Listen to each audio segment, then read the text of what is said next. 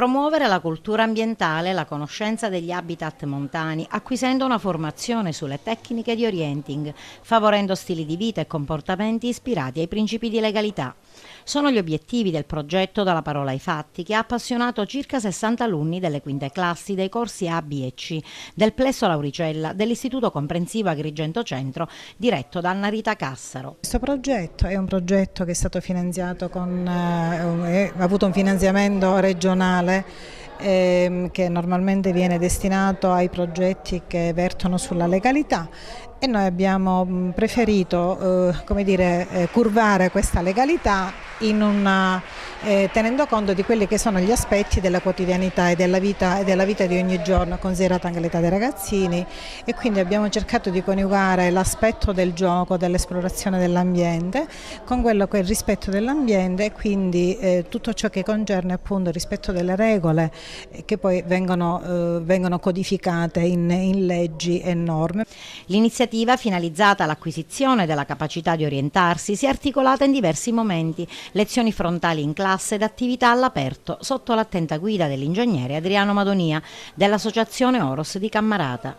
I piccoli hanno acquisito le conoscenze basilari dell'orienting, avvicinandosi all'ambiente in modo divertente e spontaneo, con l'utilizzo dei mezzi e tecniche utili per orientarsi nella dimensione spazio-natura, con grande criterio, impegnando positivamente il proprio fisico e la propria mente attraverso il gioco. Dunque io ho iniziato semplicemente giocando all'interno del cortile scolastico, per poi passare alla Villa Bonfiglio, per poi ritornare nuovamente a scuola, per passare alla montagna, alla riserva naturale Monte Cammarata. Giocando e semplicemente giocando, i bambini sono venuti a conoscenza dell'utilizzo della bussola e della lettura della carta geografica. A base del progetto c'era la legalità. Poi è stato utilizzando una metodologia un po' particolare, ludica e sportiva nello stesso tempo, ma alla base di tutto c'era la legalità e quindi una partecipazione attiva alla vita sia della città ma anche di una montagna, di un ambiente. Che cosa ti è piaciuto di questo progetto? Mi è piaciuta l'attività. Che avete fatto?